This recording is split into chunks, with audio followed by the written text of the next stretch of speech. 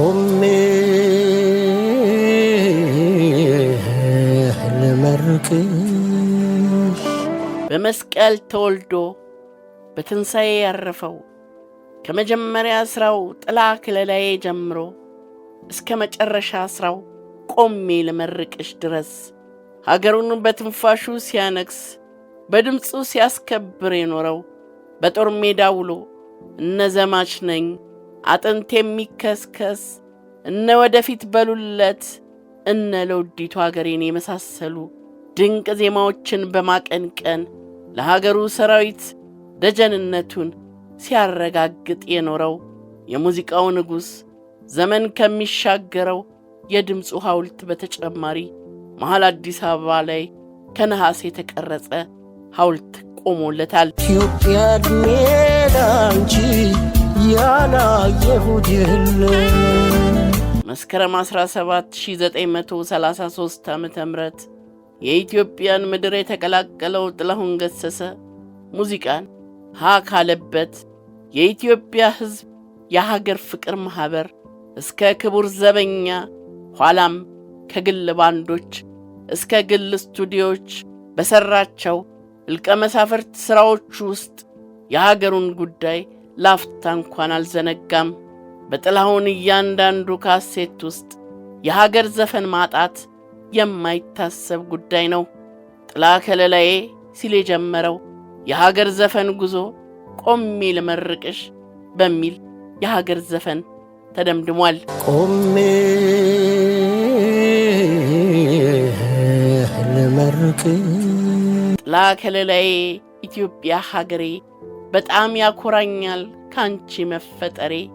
በዚህች ዘፈን ድምፃዊነትን አሃዱ ያለው ጥላሁን ከሀገር ፍቅር እስከ ክቡር ዘበኛ ከግል ባንዶች እስከ ግል ስቱዲዮዎች በዘፈነባቸው አጋጣሚዎች ሁሉ ሀገሬ ማለትን አልዘነጋም። ጥላሁን ሕይወቱን ብቻ ሳይሆን ሞቱንም በዜማዎቹ ያስዋበ ድንቅ ከያኒ ነው። ሕይወትን በፍቅርና በድል የሙዚቃ ጥበብንም በሀገሩ ፍቅር ጥላ ከለላዬ ኢትዮጵያ ሀገሬ ብሎ የጀመረው ታላቁ ጥላሁን ግማሽ ምዕተ ዓመት ያስቆጠረውን ረጅሙን የሙዚቃ ሕይወቱን የደመደመውም ቆሜ ልመርቅሽ በተሰኘ የኢትዮጵያን ትንሣኤ በሚመኝ ለሀገሩ በፍቅር ባዜመላት ድንቅ የፍቅር ዜማው ነው። አንገትሽ ራስሽን ችሎ ልየውና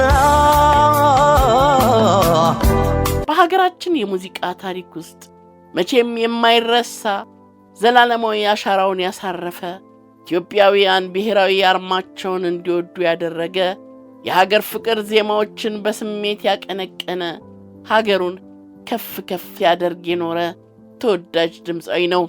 በሙዚቃው ዓለም ውስጥ እሱ ያላነሳቸው ያልዳሰሳቸው ያላዜመባቸው ርዕሰ ጉዳዮች ተፈልገው አይገኙም። በሙዚቃ ሥራዎቹ ያልመዘዘው የሕይወት ሰበዝ ያልዳሰሰው የኑሮ ቋጠሮ ያልደረሰበት የሐሳብ ጥግ የለም ይላሉ በርካቶች። አገርና ሰንደቅ፣ ሰላምና ፍቅር፣ ትዝታና ናፍቆት፣ ማግኘትና ማጣት፣ ሳቅና ለቅሶ፣ ሕይወትና ሞት፣ መውደድና መጥላት፣ ጽድቅና ኩነኔ፣ ሀብትና ድህነት፣ ተፈጥሮና ውበት፣ ሌላም ሌላም እልፍ ሥራዎችን ሰርቷል። ቆጥሮ የደረሰበት ስለ መኖሩም እንጃ።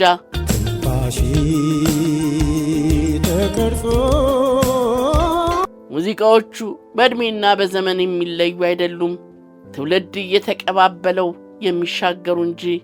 እነዚህ ከልጅነት እስከ ዕውቀት ሰርቶ ያለፋቸው ዘመን ተሻጋሪና አይረሴ ሥራዎቹ የሙዚቃው ንጉሥ የሚለውን ስያሜ እንዲቀዳጅ አድርገውታል። ጥላሁን ገሰሰ ከብዙዎቹ ዘመነኞቹና መሰሎቹ በብዙ ይለያል። ግማሽ ምዕተ ዓመት የፈሰሰ የድምፅ ማዕበል፣ በተግባር የተፈተነ አገር ወዳድነትና ጥልቅ የሙያ ክብር በርግጥም ጥላሁንን የተለየ ሰውና የተለየ ሙያተኛ ያደርጉታል። ድምፃዊ ዘፋኝ ነኝ ከግማሽ ክፍለ ዘመን በላይ እንደ ብላቴና የሙዚቃ ንግር ሙጢኝ ብሎ ጥበብን ከፍ አድርጓታል። ሙዚቃ ራሷ በሱ ስም ትጠራ የሚሉለትም አሉ። ታዲያ ሙዚቃ ወዳጁ ብትሆንም እንደ ክፉ ባልንጀራም ፍዳውን አብልተዋለች። ፖለቲካዊ ይዘት አላቸው በተባሉ ሥራዎቹ ቡጢና እርግጫ እንዲሁም እስርን ቀምሶበታል። እኔን ለበደለኝ ሰርዣለሁ ቂሜ። ድምፃዊ ጥላሁን ገሰሰ ኢትዮጵያ በቅጡ ካላከበረቻቸው እንቁ አርቲስቶች መካከል አንዱ ነው ቢባል ማጋነን አይሆንም። ለቦብ ማርሌ መንገድ የሰየመችው አዲስ አበባ ለጥላሁን ግን መታወሻነት ነፍጋ ቆይታለች። ለግማሽ ክፍለ ዘመን የኢትዮጵያውያንን የደስታና የሐዘን የፍቅርና የጀግንነት ስሜት በድምፁ ሲቃኝ የኖረው ጥላሁን ገሰሰ እነሆ ዛሬ ጊዜው ደርሶ በታሪክ ማህደር ብቻ ሳይሆን በአዲስ አበባ እምብርት ላይ ሐውልት ሊቆምለት በቅቷል።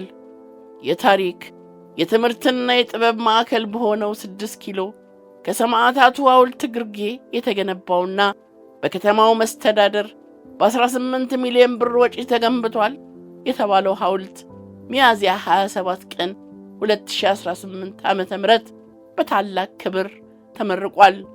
ሐውልቱንና ዙሪያ አደባባዩን ደረጃውን በጠበቀ መልኩ የሰራው ወጣቱ ሰዓሊና ቀራጺ ብርሃኑ ታደሰ ሲሆን ስራውን ለማጠናቀቅ 2 ዓመት ያህል ወስዷል።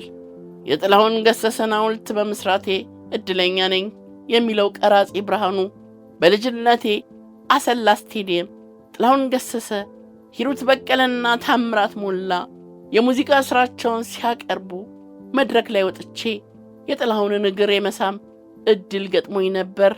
ያኔ እግሩ ላይ የወደኩበት አርቲስትን ሐውልት ዛሬ ለመስራት በመቻሌ እድለኛ ነኝ ሲል ተናግሯል። ፈተናው አይለቅ የሚፈታተን